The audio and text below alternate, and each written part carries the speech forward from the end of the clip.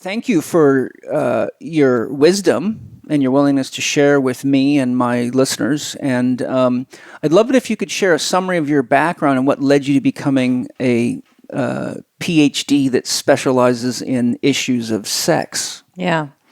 It's like all of us, we all have our own story about what brings us to, I always say necessity is the mother of invention, right? Yes, it is. Yes. So I started out as a nurse, completely in Western medicine. And then one day I always say, like my patients will say, all of a sudden, right? I got sick, which of course had been going on for years and years and years. And then finally the boat tipped. So when I was 30, I was diagnosed with rheumatoid arthritis. And at that point, I had 4 children. Wow. And I was married. And with my RA came low libido. And I thought, well, that's interesting. Once your life force vitality starts to ebb, we start thinking about sex as an entity all by itself, right? Instead of this life force that vitalizes all of our cells, right?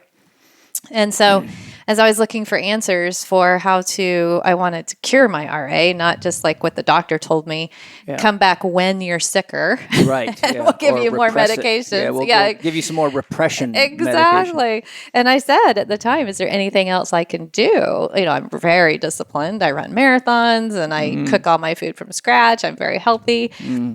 I'll do anything that I'm told, that is in line with that. And she said, oh, it's genetic because your grandfather, I had told her, had RA. So close the book, put it on the shelf, this is it. Yeah. Come back when you're worse. Yeah. So as I was going home, I was thinking about the drugs that I had prescriptions for and that I didn't want to take them. There must be a different way. And so I started going on the internet and asked those, in those days it was Ask Jeeves. Remember the days of the dial-up modem?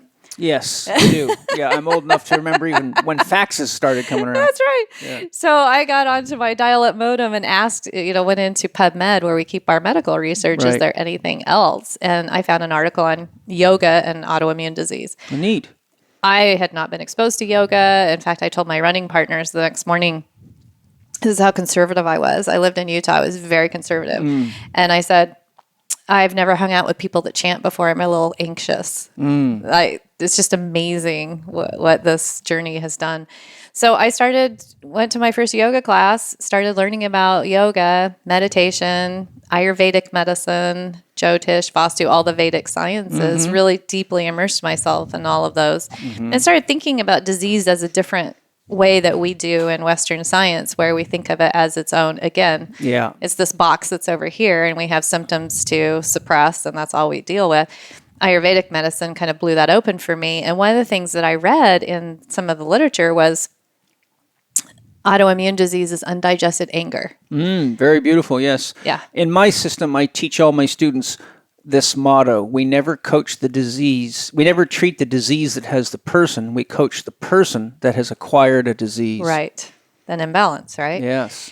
So I started learning that, this is just feedback from my body. Yes. Instead of something that has to be suppressed. And instead of trying to get out of my suffering as quickly as possible, sit with it. It's another thing we're not really comfortable with in our society is really being with discomfort. We've been socially conditioned to think it means that you have a drug deficiency. Right.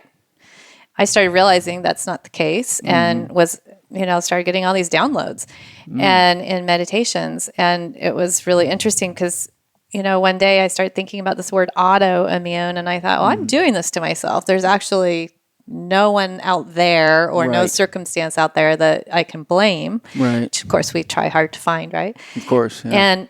And started saying, well, then if it's me, there must be something here about when I wanted to actually die for the first time.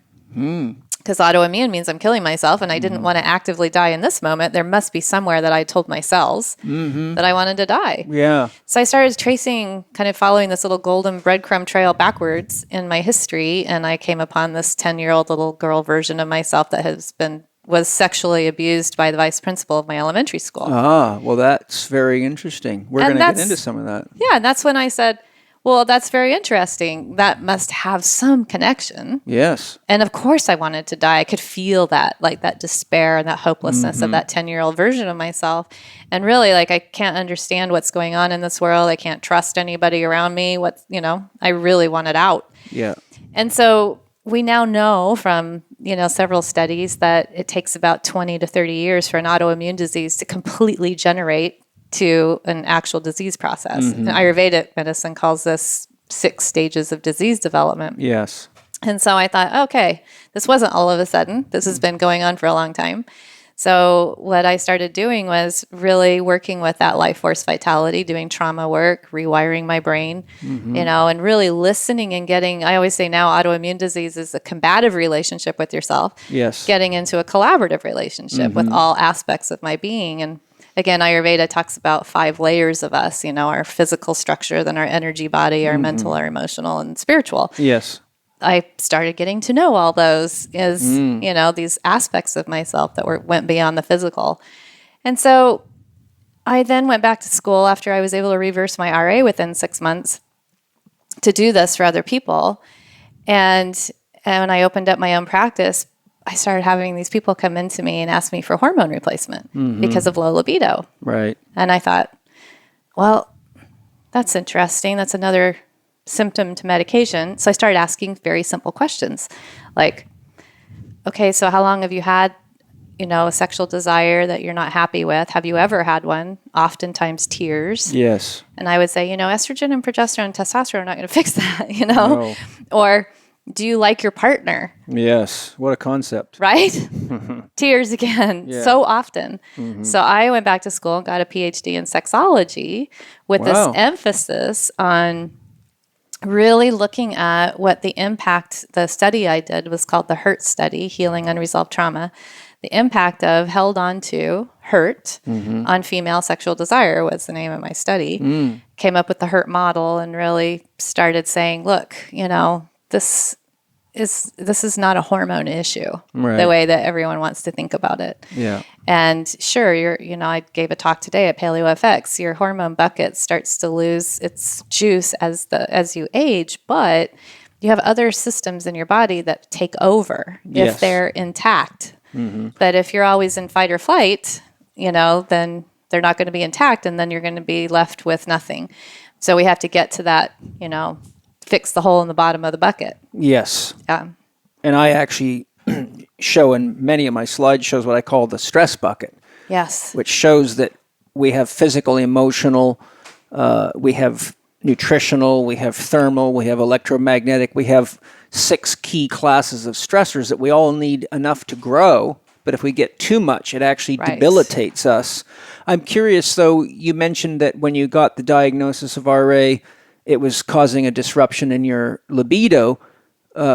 Did that start coming back as you implemented these Ayurvedic strategies? Yeah, so that's the thing. When we're in pain, you can call these sort of vulnerability factors, right? The more vulnerability factors you have, the less that you have of your own life force vitality to give to intimacy and yourself for self-care and relate. So people in chronic pain have a difficult time doing what we ask them to do until they get underneath, why is it here? And sit with that. What is it here to teach me? Right. Yeah. So as I started doing that, then my life force started to come back, and there went, I call it your libido level as a way of really checking in with Ayurveda, and it's Sanskrit, ojas is the word. I call it ojus, right? So if you have enough ojas or life force vitality, then you've got a libido level. Whether or not you want to have sex with that energy or not, it's for you to live your life mission. So what is it that you're passionate about?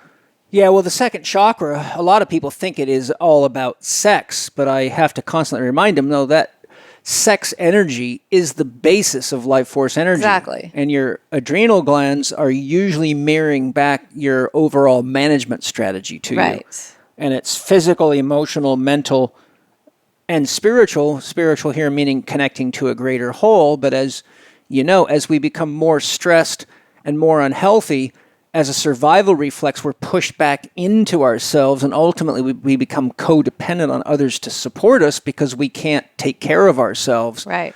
Or we think we can't. Right. Yeah. And because sexual engagement with another is a we activity, the body says, wait a minute, you have to take care of yourself first. And so when I see especially males going out and jacking their testosterone up and doing all sorts of things to improve their sex, i.e. copulation energy, Right. but they don't realize that their body's shutting that down because they need to look carefully at how they're managing their overall flow of energy. They end up, doing things like testosterone or Viagra, but they don't realize that they're actually pushing themselves deeper Right. and getting closer and closer to a crisis that is of a significant proportion that those supplements or biohacks won't fix. Right. And the opposite is true too, along that same line, where you see in spiritual communities where people have renounced sexual activity in favor of enlightenment, right? Yeah. So they're actually separating sex and the sacred in that paradigm, which is very dualistic. Yes. And fine, like if that's where they are in their development. But a lot of times you see people that have made that choice also kind of like these hollow husks where they don't have any urges. Yeah, they don't realize that in order to have that goal that they want of enlightenment and unification with the divine that they think is outside of them, they actually have to have that life force vitality there, right? In order to manage it. So it's really fascinating for me to be like in spiritual communities or communities that are doing all kinds of biohacks like this one, or, in these different places where they don't understand that energy and life force is actually necessary for any of this to occur, and you can't get it from the outside. Yes. So... Yeah, I mean, you can get, food, of course, is what I call external chi. Right. We breathe air from the outside. Prana, yeah. Sunlight, water, meaning, whether it's drinking it or being in it, like the effective use of hydrotherapy, water therapy, bath therapy, those can all be external sources of chi, but it's really our own internal chi management. Because if you're in a space where you think that you are depleted, right, and sick, and therefore you have to have that in order to make it okay, the place that you're eating from actually doesn't allow you to assimilate the nutrients. Right. Is stress. Yeah. If your stress levels are high, it's mirrored through all your systems, Exactly. including your digestive So I always system. say, like, all of it has to happen between your ears first. Yes. Yeah. And then you lay, it's like planting a wonderful garden. You've got to have the soil nice and healthy, and then you can put your seeds in, right? And then you can get your harvest. So it's a kind of a fascinating thing where people run around from doctor to doctor or taking supplement after supplement, and they start getting really angry because it's not working. Well, one of the things that I see happening constantly is people are so into pills and supplements, but they don't realize that you can actually bring the levels of even vitamins up high enough that they're toxic in your body. Right. And the liver has to detoxify this. I see this with athletes constantly. They'll come in with gym bags full of supplements. And Well, it's the American way, Paul. If a little bit's good, a lot must be better. yeah, exactly. And the point is that we start taking hormone replacements, or elevating this hormone, or taking piles of vitamins or supplements, and it actually is such a stress on the body that people, and one of the tests I do with all the people that come to see me, no matter who they are, is for the first 7 days, I say, I want you off any supplement, any vitamin, any superfood. All I want you to do is eat food that is organically grown, meats, vegetables, no nuts, no grains, no seeds, no dairy. I call it the caveman diet. Yep. I want to reset your system and get rid of anything that you don't absolutely have to take because it's prescribed by a doctor. And if I can call the doctor and see if we can get you off for a week, I will. And I've never had a single case in my entire career where people did not come back after 7 days and go, Paul, I feel so much better. Why was I taking all that stuff? Right. It's a ubiquitous response. And I say, you're taking it because you read too many magazines, watch too much television, and you don't think critically. But your body is doing it for you. Well, and you don't understand that you are unique. And that's the other thing, I wrote Solving the Autoimmune Puzzle because I said, we're all our own unique puzzle. Yeah. We have our own past trauma, and everyone has trauma, and we can talk about that. We have our own level of toxic exposure and our body's ability and willingness to get rid of those toxins. We have our own digestive health, and then we also have our genetics, right? Yeah. And so in that space, there are no two people that are going to be the same. No. And I think that that's an important thing because people will read blogs by famous functional medicine providers and, Yes. Say, oh, well, I took this little quiz and I have yeast, so therefore, right? And they don't realize that all of those supplements that are used to kill yeast are very difficult for the liver to process. Yeah. And so they can make themselves very sick, or they go after heavy metals, right? Mm-hmm. And oh my gosh, I've seen some terrible things happen as a result of that. So a couple of things. One, I wanted to say, what I tell people is we're as different on the inside as we are on the outside. right. So I say, walk into any room. Do you see anyone that looks exactly like you? Not unless you have an identical twin, and they're still different than you. Right. And when you look, there's a great book by Roger Williams called Biochemical Individuality. And he shows how the medical system established its ranges for all biophysical markers, such as blood pressure, heart rate, hormone levels, the chemistry of the body. And he shows studies on healthy people. And he shows, for example, that people with total cholesterol as high as 1,000 can be completely normal and healthy depending on what culture they come from and what they're eating and what's natural to them, such as people, Inuits or Eskimos, Right. versus a Hawaiian or someone who's like an inland Aboriginal.